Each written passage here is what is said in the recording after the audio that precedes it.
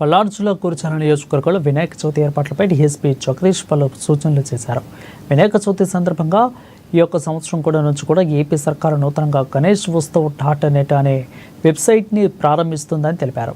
ఇక ఎవరైతే వినాయకుడి విగ్రహాలు పెట్టుకుంటున్నారో వారు ఈ వెబ్సైట్లోకి వెళ్ళి రిజిస్టర్ చేసుకోవాల్సిందిగా సూచించారు.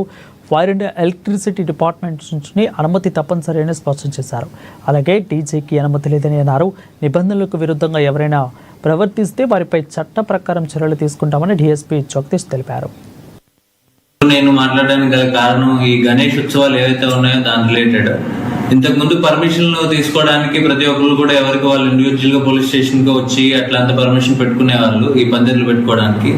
కాకపోతే ఇప్పుడు మన ఆంధ్రప్రదేశ్ రాష్ట్ర ప్రభుత్వం వాళ్ళు కొత్తగా గణేష్ ఉత్సవ్ .net అనే ఒక వెబ్సైట్ ని రిలీజ్ చేశారు. గణేష్ ఉత్సవ్ .net.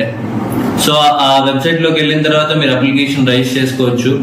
అది సింగిల్ విండో పోర్టల్. అందులోనే ఎవరైతే అప్లికెంట్ ఉంటాడో ఆ అప్లికెంట్ మొబైల్ నెంబర్ పెడితే ఓటీపీ వస్తుంది. దాని తర్వాత రిజిస్టర్ అయిన తర్వాత మీరు ఆటోమేటిక్ గా ఎవరైతే ఆర్గనైజర్స్ ఉంటారో ఆర్గనైజర్స్ నేమ్స్, అట్లానే మీరు వినాయకుడి విగ్రహం ఎంత అడుగులు పెడుతున్నారు, ఆ తర్వాత ఏ రోజు మీరు దాన్ని నిమజ్జనం చేయాలనుకుంటున్నారు, ఏ ప్లేస్ లో నిమజ్జనం చేయాలనుకుంటున్నారు, అదంతా కూడా ముందుగానే డీటెయిల్స్ ఇవ్వాల్సి ఉంటుంది. ఇది సింగిల్ విండో సిస్టమ్. మీరు అందులో పెట్టంగానే మొత్తం అన్ని డిపార్ట్మెంట్స్ కూడా ఇది వెళ్ళిపోతుంది. పోలీస్ వారికి కూడా ఇది ఆటోమేటిక్ వెళ్ళిపోతుంది. మా తరపున ఒక పోలీస్ ఆఫీసర్ దాన్ని చెక్ చేసుకున్న తర్వాత మీకు ఒక నో అబ్జెక్షన్ సర్టిఫికేట్ ఇస్తారు.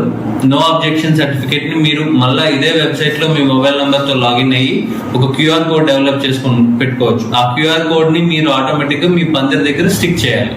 మేము ఎప్పుడైనా ర్యాండమ్ గా వచ్చినప్పుడు క్యూఆర్ కోడ్ చెక్ చేస్తాం. అది ఆ తర్వాత ఈ పండగలకి డీజే పర్మిషన్లు అయితే ఇవ్వడం జరగట్లేదు. మీరు ఏదైనా ఉంటే మైక్ పర్మిషన్, మైక్ మాత్రమే పెట్టుకోవాలి తప్ప డీజేలు అన్నది పర్మిషన్ లేదు. 12 అడుగులకు మించి విగ్రహం ఉండడానికి వీల్లేదు. అట్లానే ఫైర్ అండ్ ఎలక్ట్రిసిటీ ఈ 2 డిపార్ట్మెంట్ల నుంచి కూడా మీరు ఎన్ఓసి తీసుకొని రావాల్సి ఉంటుంది. ఆ కన్సర్న్ డిపార్ట్మెంట్స్ మీరు కోఆర్డినేట్ చేసుకోండి. ముఖ్యంగా ఇది ఒక ప్రజలు ప్రశాంతంగా భక్తి శ్రద్ధలతో చేసుకునే పండుగ కాబట్టి దాన్ని మీరు ఎంత భక్తి శ్రద్ధలతో చేసుకుంటే అంత మంచి పండుగ వాతావరణం ఉంటుంది. అంతే తప్ప ఎటువంటి గొడవలకో లేకపోతే ఏదైనా మనం ఆకుతాయి